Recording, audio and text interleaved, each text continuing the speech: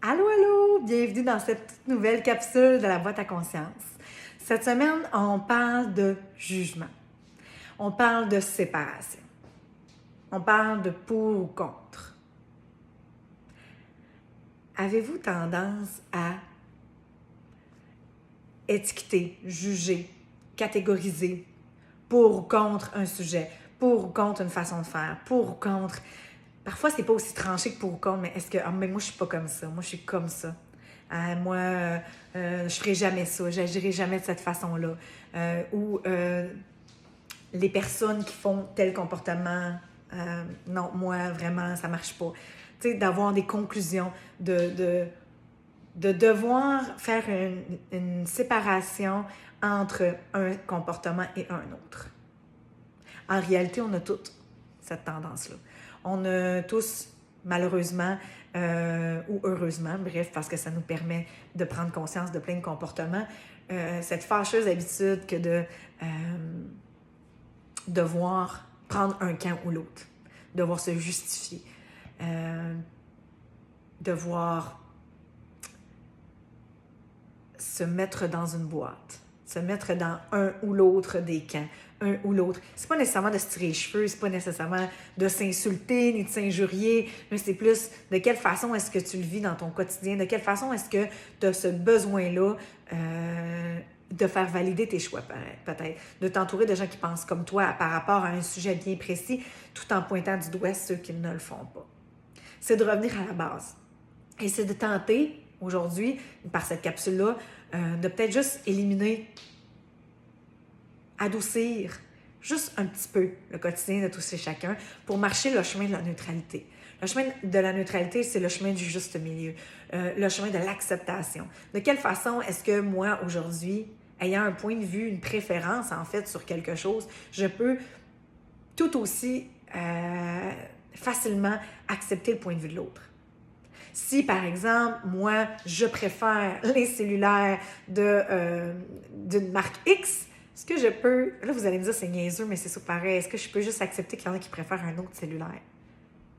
Si moi, par exemple, j'ai vu dernièrement dans les nouvelles, dans mes publications Facebook, quelqu'un qui partageait par rapport à la façon dont on élève nos enfants. Oh, là, on a tendance à vouloir séparer.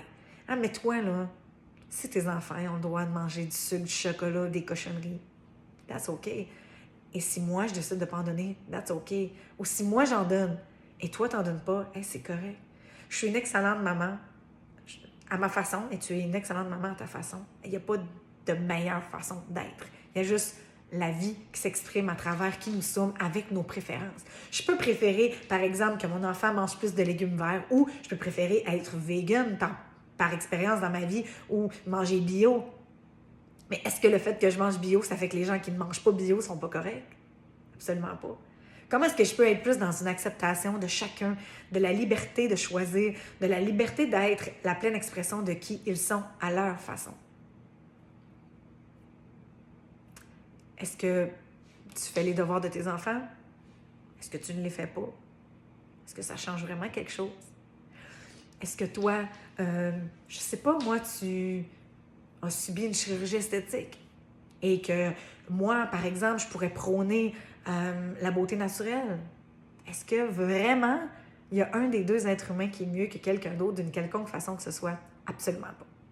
Mais on a tendance à l'échapper, à être sur le pilote automatique et à devoir quand même justifier nos décisions et voir peut-être de quelle façon est-ce que je me sens correct.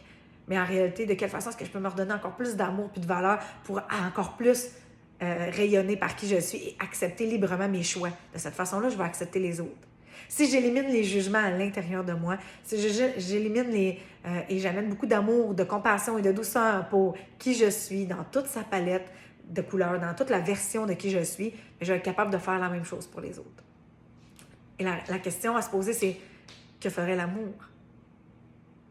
Que ferait l'amour inconditionnel, l'amour véritable dans une situation? L'amour est toujours la réponse. Et vous savez, c'est la façon la plus facile d'adoucir les jugements, de les éliminer, de les diminuer. C'est pas de se taper dessus, c'est pas de se dire « Oh my God, j'ai encore échappé » ou j'ai porté un jugement sur la personne qui n'a pas payé ses comptes ou la personne qui choisit de gaspiller son argent alors qu'elle a d'autres trucs à payer ou la personne qui laisse ses enfants tout seuls ou la personne